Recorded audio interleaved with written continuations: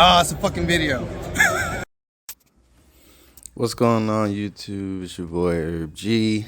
Back at you again with another video. And today's video is sponsored by Swan Bitcoin. It's really not sponsored, I'm just playing. But this is some footage that I got from the Pacific Bitcoin conference that I did a month ago.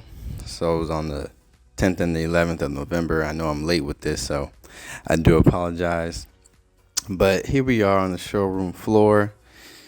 There was the Swan insignia, a little bit of crystals or glass. I'm not sure what it's made out of. But anyway, they also had a good book. Thought it was nice to see that they actually had a simple way of explaining Bitcoin book. And I really appreciated that. I wasn't able to grab one. I wanted to, but I just forgot in the end. But anyway, back to the art. There was a lot of these kinds of pieces with Satoshi and, with the 21 million divided by infinity signs and everything. It was looking pretty cool. This one is very detailed, obviously, and pretty interesting. A lot going on. Obviously a war against, I would say, freedom and money. But, I'm not here to debate the meaning behind it, but it was just very interesting to see. And I also saw these guys in Miami for the Bitcoin conference this past April. And that's why I stopped at their booth to make sure that it was them because I really remembered their artwork, especially the Monopoly table and everything. And it was really nice to see them again. It's really nice to see a familiar face in, the Bitcoin crypto world. It's always nice to see. But here we are with more pieces. Bitcoin, obviously proof of work, non-proof of stake. I think that's going to be an ongoing battle, proof of work, proof of stake, Ethereum versus Bitcoin. If you don't necessarily know between the difference, proof of work is where miners, nodes, all transactions are approved on the blockchain, and you can actually verify the confirmations through the blockchain. With proof of stake, you verify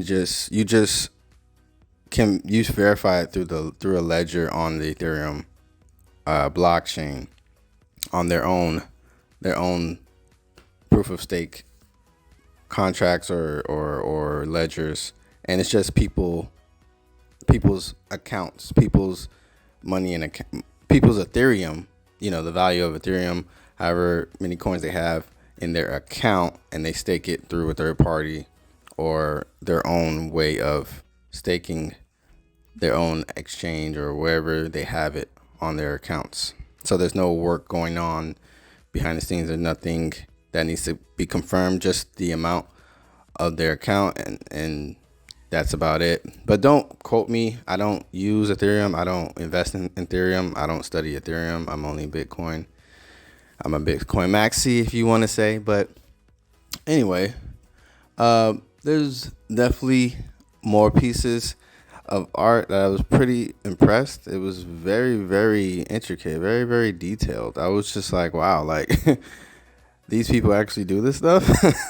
You know what I mean? Like, where do you find the patterns and the colors and the actual designs to make this up? These things almost look digital. They weren't digital. There weren't any digital art there, but all the physical art would, it might have damn near been, it should have damn near been digital, because we could definitely see it as digital art. But anyway, this is definitely the back end. This is the sales floor where I was located, not necessarily what you're watching right now, but this is where everybody came together to talk. They had their own chill spaces, recharge spaces where you could charge your phone and everything. And see, here's the boost.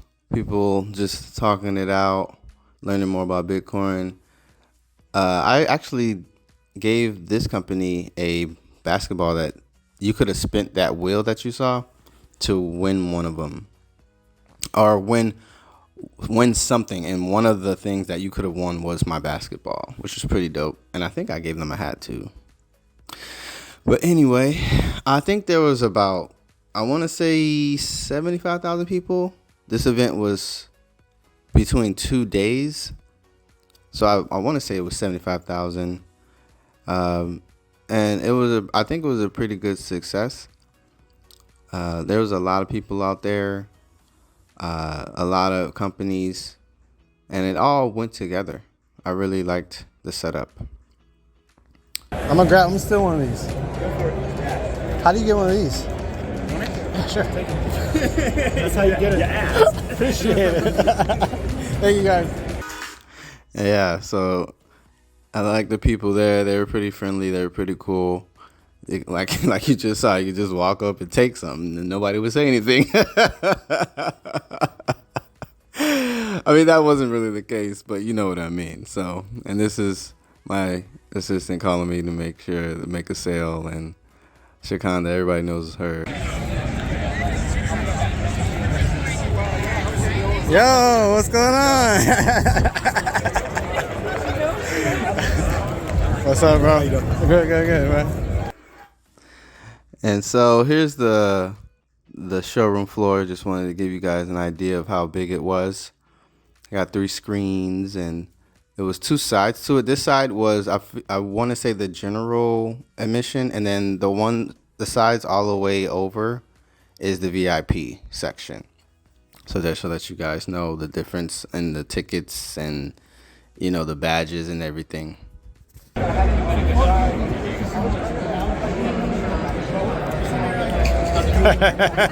I had to get this.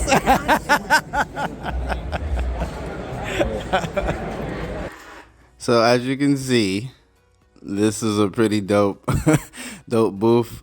They were in the Bitcoin conference in Miami as well, and I wasn't able to get them on video last time. I walked by, obviously I saw them, but I wasn't able to get any footage. But here I had to get some of the gear that they had going on, and I think it's a pretty cool idea. I think out of all the booths, I want to say this one pretty much took the cake. You know, that's just how it is. But outside they had the food trucks, and we didn't eat from any of the food trucks because actually we didn't know that we had a free meal card on the first day.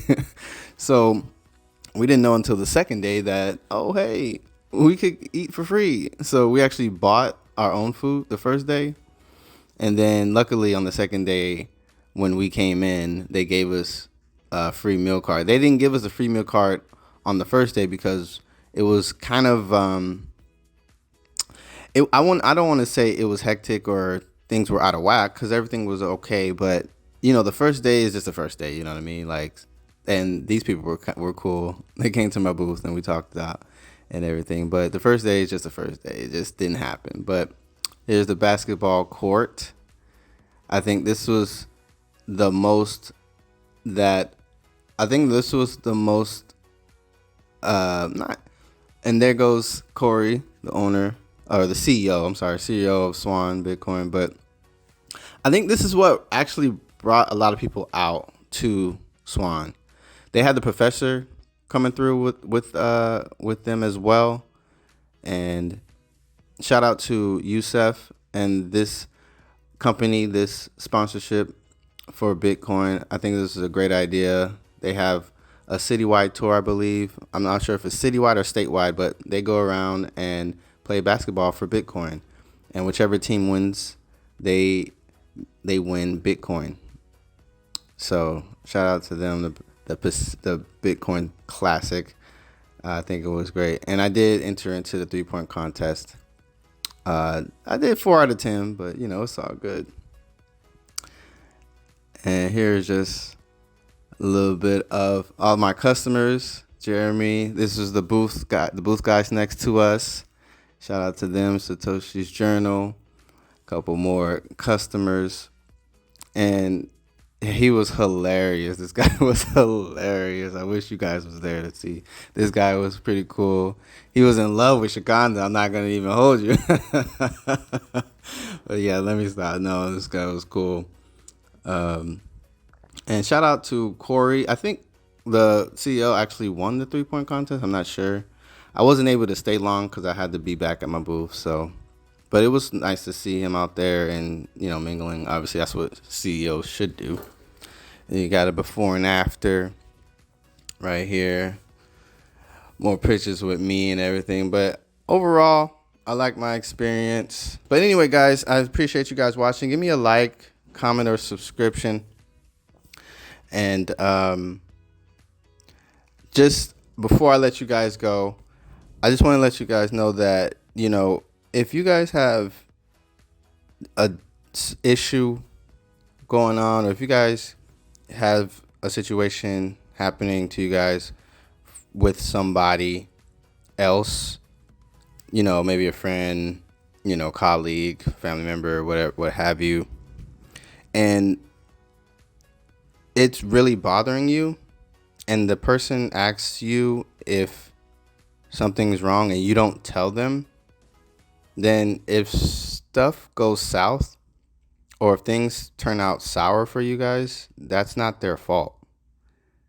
If you don't tell them what's going on with you, or if you don't tell them specifically why you have an issue with them, then they will never know what they did wrong. So how can they fix what they do or how they are with you if you don't tell them what's wrong or what they're doing wrong? So yeah, I know, like, sometimes good things come to an end, and if you have something good, you want it to last long. You want it to last as long as possible. But you know, sometimes things happen. That's life. We all know that. Do your best to communicate. You know, we all know, well, I don't know, we all know, but over 71% of marriages end not because of money, not because of infidelity, it's because of bad communication. So I feel the same way about relationships, regardless of marriage or whatever, friendships as well. Like, if you just have an agreement with somebody, if you have, you know, a specific relationship with somebody, whether it be friendship or not, or more than that, just communicate as much as you can with any little thing. I mean, every single small thing that's bothering you, that's great, that could be better. Every single thing you should definitely communicate. Don't keep it inside.